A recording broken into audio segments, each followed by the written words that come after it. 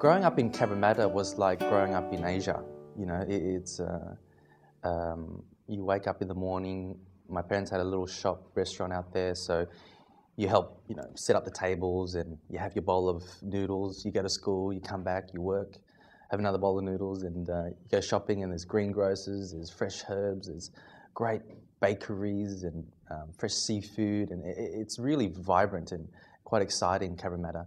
And I didn't realize how similar it was until I went to Vietnam, and then got off the plane, went to see my family, and went, wow, this is all really familiar to me.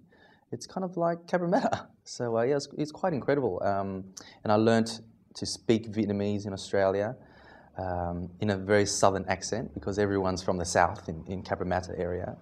And when I went back to Vietnam, people were like, wow, I'm impressed that you can speak pretty good Vietnamese. And so I kind of felt very attached to the country and the culture. My parents had a family restaurant for a long time, and being raised in a migrant family, you're forced to work.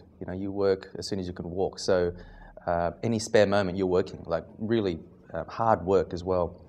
The difference between me and other kids, I actually enjoyed the industry. I enjoyed serving people and learning how to cook and working all that time. So I knew at a very young age that this is what I wanted to do. And I think my parents kind of knew, yeah, this guy's going to probably have his own restaurant one day.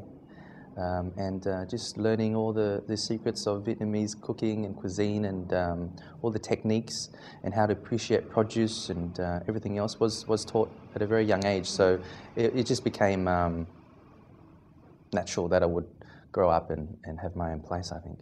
My family taught me a lot about cooking. I guess my mother always dragged me along when she went produce shopping.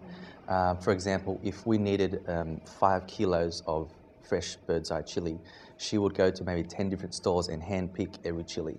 Okay, it's got to be perfect. And when she would send me off to buy, say, green mangoes, I'll come back and they're not green enough. She would scold me and go back there, and So I learned from a very young age how to choose the perfect fruit, vegetable, and herb. And Vietnamese cuisine, everything's got to be really fresh, because Vietnamese food is fresh. It's healthy.